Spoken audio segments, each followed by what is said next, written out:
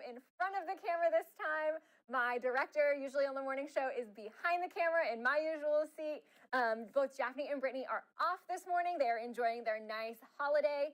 So we are here holding down the fort. Both of them will be back tomorrow, and happy to see your guys' faces as well. So if you're joining me this morning, coming up on the sprint, tomorrow are the Virginia primaries. There's a lot of local races that are coming on board. And so the race is on for the newly drawn Virginia Senate District 4. It covers Roanoke City, Salem, and parts of Roanoke and Montgomery counties. 3 candidates on the Democratic ticket are vying for your vote: Trish White Boyd, Luke Pretty, and DeAnthony D.A. Pierce. Because we really have to have someone in this seat that is going to advocate for women's rights. Not to mention, homelessness, affordable housing, sustainability, and the economy. I want to continue doing the work that Senator Edwards has been doing for years. I feel proud that I have an opportunity to follow in his footsteps. This seat should go to someone who is the strongest candidate, who'd be willing to fight for the issues that could actually make a difference in people's lives. Polls are open tomorrow from 6 a.m. to 7 p.m. And just like I said, 10 News reporter Brittany Weir, she's off today, but she will be back tomorrow, and she will be at polling locations throughout the morning, starting on Virginia today, and then coming up through the sprint. And then we will have all the results tomorrow on our website at WSLS.com as these races close out. And so we're also getting our first new look at the temporary structure going up on I-95 in Philadelphia. Officials released this photo of what the repaired lanes will look like temporarily while they can build a new bridge underneath of those lanes. Once it's completed, it will provide temporary travel. There will be 3 lanes going in each direction, and Pennsylvania's governor says the repairs are already on the fast track to being done. Is there a stop there? Yeah, there's a stop there. It's okay. It starts in black frame, I think. Hold on. I can tell you now, I can state with confidence that we will have I-95 reopen within the next 2 weeks. We are going to get traffic moving again, thanks to the extraordinary work that is going on here by these union trades workers. A section of I-95 collapsed it's been a week now. I think it happened on last Sunday when a tanker truck carrying gasoline crashed and exploded in flames under the highway. You see that right there. You see those flames. The intense heat caused that highway to buckle. Unfortunately, the driver did die in that crash. And another tragedy that we're keeping an eye on is that tornado in Perrington, Texas. But good news from our local people here, God's Pit Crew is sending supplies to help those people after this devastation in Perrington, Texas. It's a town up in the Texas Panhandle right by Oklahoma. Unfortunately, 3 people were killed and dozens other were hurt. A tractor trailer full of non-perishable food, water, hygiene items, and more is on the way right now. I think it's about 1,400 miles it's traveling, and all of those supplies will be distributed to people at a local church in Perrington. We're sending all of our thoughts and prayers and, anything that we can do, financially, monetary, spiritually. We are sending all of those good things to those people in Texas. We know how hard it is whenever the people that we love get hit by something so devastating. But in some good local news this morning, the Calfee Community and Cultural Center in Pulaski is getting thousands of dollars in federal funding. Leaders with the AfricanAmerican Cultural Heritage Action Fund awarded them $50,000. The money will help develop Calfee's African-American Heritage Center's cultural exhibit. It's going to be the main exhibit in that cultural center. It's one of 40 sites to receive a total of $3.8 million in grant funding. It's a really great thing going to Pulaski, help, keep that history in that town and in that county, and be able to, let the people that have been there their entire lives come and see the things that, their ancestors and their generations before them have come and accomplished. And this is a really cool story. I found it this morning, and I was really interested in it because I love space and I love space travel. Like, I've watched Interstellar so many times, and it's a lot because that's a long movie. But one chef is getting an opportunity out of this world. Chef Bob Perry is on the cutting edge of innovating how to get higher quality food to astronauts when they go to space. He's worked with some of the top names at NASA to break down food on a molecular level, from how to get fresh herbs to astronauts condensing food to fit the need for space travel. Anything that goes on has to be weighed. They know exactly to the tiniest fraction how much everything weighs on the space station. So a lot of their food is dehydrated. So it's been fun playing around with this to make different foods a different application. Perry says the task is as much play as it is work. You know, you do have to experiment and try new things, which I can only imagine as a chef is one of the things that he loves about his job.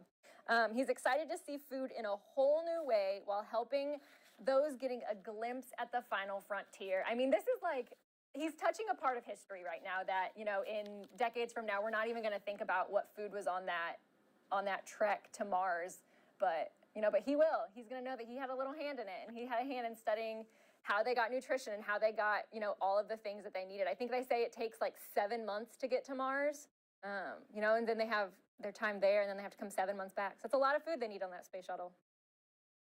Another cool story with Father's Day just happening yesterday. I hope you all had a great time celebrating your dads. One Wisconsin woman finally has a reason to celebrate. After searching for 50 years, Melissa Kelly was able to connect with her father thanks to a DNA test. Melissa was raised by her grandfather, and as she got older, she became more curious about who her biological dad was. And after realizing her mother had the spelling of the last name wrong, Melissa began searching for her father. Hello. Hi there. You know, you hear about these stories and you just don't ever think it's going to happen to you. After years of wondering, Melissa finally got to know her dad and her 6 siblings. So not only did she gain, you know, someone that she can connect with, but she gained 7 people that she can connect with. It's always great when you can, you know, have those moments and share those memories and, you know, be able to get to know each other, even though so much time has already passed. And then the UVA baseball team has won 50 games this season. And a new tradition this year makes the wins all more special. Before the season started, one player had the idea of recognizing their teammates that made an impact on the games they win. They came up with the idea of passing along an old UVA school jacket after each victory. You see it there. It's one of those old bomber jacket type things. It's an honor to get the jacket. And just getting that jacket and getting, the round of applause from your teammates and just kind of coming together and acknowledging someone who, stepped up big. Yeah, it says extra large on it. It fits. I think it's a youth XL. But, I feel like it makes me look a little bigger when I put that thing on. It's a little hot when you put that on and when it's like 80 degrees out here, but it's worth it. That is a swanky looking jacket. I could only imagine how much fun it is to, be in the huddle and be like, who's getting the jacket this game? Who's getting the jacket? Coach Brian O'Connor says the jacket goes to the player that had the biggest impact on the win. Players on the team have gotten the jacket 48 times out of their 50 games. Meanwhile, Coach O'Connor has gotten the jacket himself twice. So it's good that everyone can kind of, jump in on that and vote and even give it to, the guy that's leading the charge. Because as much as the players have to, actually do the action and win the game, the coach is right there leading with morale and all the advice and guidance that they give. Okay, and here's that video that we teased right at the beginning of the show. Let's play it. Look at this little guy. I mean, I can't say he's little. He's pretty big. He's a chunker. We love our bears here in Southwest Virginia, but this one is from Colorado. He found himself in a bit of a situation. He was caught on video hanging by its claws from a second-story window. He finally left the house a little bit later, but he had to go back through this window and then out a window on the ground level. So he still doesn't like doors, and that's fine. They're hard to open if you don't have opposable thumbs. But yeah, he just kind of, look at him. Oh, he dipping. I think this is so cute. I am a sucker for animal stories. I like bears here in Southwest Virginia. We cover a lot of bears. I love them. Okay, let's check in with our digital producer, Miss Jasmine. Jasmine, how are you doing this morning? I'm doing great. How are you doing? I'm good. Happy Monday. Happy Monday. So what would you do if you were, upstairs in your home and you saw that bear just, hello. Hey, Jasmine. Honestly, I would probably run back downstairs. Yeah. You can have the house. The house is his. You're moving out? Yeah, I'm gone. Oh my gosh. And then what about my dog would probably bark his little head off. Oh though. yeah. I would have to protect Scoopy because Then what are your thoughts? So I know Father's Day was this weekend, and I know you are really, really close with your dad. You gave such a heartfelt message about him on Friday. What about that woman that met her dad after 50 years, thanks to one of those like spit in a tube DNA tests? Yeah, I think it's honestly amazing. I'm really glad that she was able to meet him after searching for him for 50 years. I can't imagine like the elation that she must have felt finally being able to see her father, finally being able to, because it's a piece of you, it's a huge part of who you are. So being able to learn more about herself through that, thanks to her DNA test, is absolutely just incredible, and I'm really glad she got to have that experience. Yeah, it's so interesting to see, how far that technology has developed, even, in our lifetimes. I mean, I remember I was in high school when I think these tests first started coming out, or like started being popular for everyone. And now it's like we're having family reunions because of them. I think it's just a really, really cool way to use that product and that resource.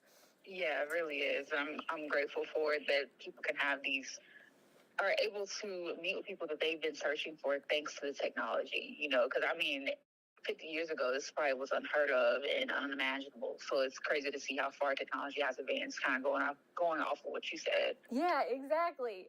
Jasmine, do we have any viewers, any comments this morning that I need to know about?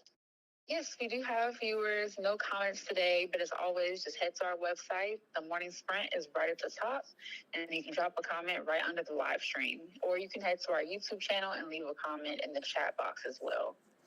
Awesome. And I think one of the things that we were talking about last week with you guys was we are starting showing off some of the pins that you guys sent us. You send us so many photos all the time, and we love to show them off. So we're kind of doing a theme every day of the week. And so Mondays are Monday motivations. This is a picture of my motivation. This is Martha. Because we really have to have someone in this seat. When I first got her like 2 months ago, she has grown so much, but there are some days that puppy is like yesterday, she was the only reason I got out of bed. I was so tired, but she was like, Mom, I want to play. And so that's her with her little birthday hat. We went to a puppy birthday party. But yeah, she's my motivation. Jasmine, what's yours? Oh, certainly my family. My family gets me through each day, and I'm incredibly thankful for them. And they're just so sweet. They have big hearts, and they always put a smile on my face. So I'm just really incredibly thankful for them, and that is my motivation for today. Oh, that's such a good photo of you guys, too. And we actually have one sent in by Mr. Jerry Carr. He sent in this picture of the sunrise before the rain. I know Parker Beasley, he is our new meteorologist that is coming in, and he's helping out on weekend mornings. But this week, Chris is taking over night side, and so Parker is here with us for these next couple days. And so Parker says that the rain's going to be here for the next couple weeks, or the next couple days. Sorry, not weeks. We're not looking that dreary. The next couple days. So this is, probably one good, last, beautiful cotton candy sunrise in Southwest Virginia. I think this was taken in Terry's Fork, if I'm reading that little thing right. Yeah, so thank you, Jerry, from Terry's Fork for sending that in this morning. That is sure a beautiful day, another day to get up and, accomplish something, or even just soak in that beautiful sunrise is enough motivation to get your day started. Jasmine, is there anything else this morning from you? No, that's it for me. Awesome. Thank you so much, girly. Of course. Have a great day. All right. I think that's it for the sprint this morning. Does my backseat producer got anything for me? I got nothing. He has nothing. I'm done. I hope you have a great Monday. Happy Juneteenth. Let's remember why we celebrate this day. We will see you back here with Brittany and Japhanie and me tomorrow morning on the Sprint at 8.